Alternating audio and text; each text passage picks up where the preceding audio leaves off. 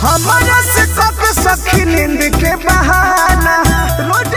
नमस्ते प्रणाम। तो फिर से रवलन के एगो नया वीडियो में स्वागत बा। आज हम बात करे वाला बानी प्रमोद प्रेमी के गाना के बारे में, जौन होली सॉन्ग बहुत ही अच्छा गाना लेके आइल बड़न भाई लोग। जौन एल्बम के नाम बा डालता भातार भौजइये में, हमारा के छोड़ी रजइये में, हमारा के छोड़ी के रजइये में, डालता भातार भौजइये में। तो बहुत ही खूबसूरत प्रमोद प्रेमी के गाना आइल बा, जौन एगो देवर और भाभी के बीच में होली खेलल जाला, वही प्रकार के ई गाना बा। बहुत ही अच्छा गाना आइल बा।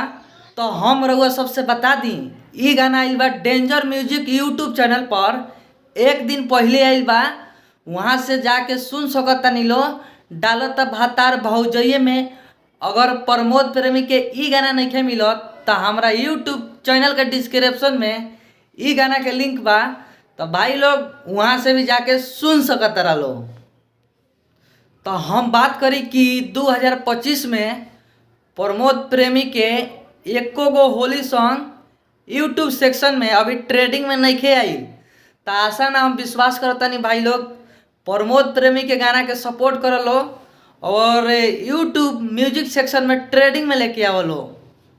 तो भाई लोग ई गाना के गईले बड़न प्रमोद प्रेमी, आ जौन एल्बम में काम कैले बाड़ी मॉडल हई, एक्ट्रेस हई कोमल दुबे, और राइटर के नाम बता दी भाई लोग रवि यादव जी गाना के लिखले बानी। और म्यूजिक डायरेक्टर के बात करी तो बहुत ही अच्छा म्यूजिक बनावे वाला अभिषेक तिवारी जी बानी।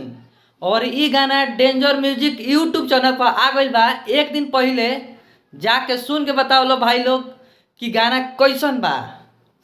अगर रउआ सब प्रमोद प्रेमी के फैन बानी तो वीडियो के एगो लाइक और कमेंट और शेयर जरूर करी। और हमारा चैनल पर नया बानी तो हमारा चैनल के सब्सक्राइब करी। माय यूट्यूब चैनल बिहारी शायरी मस्ती।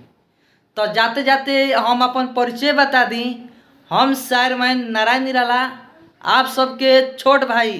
तो भैया लोग रउआ लोग से बता दी, हमेशा अपना वीडियो में नया नया गाना के प्रमोट करे आवेनी।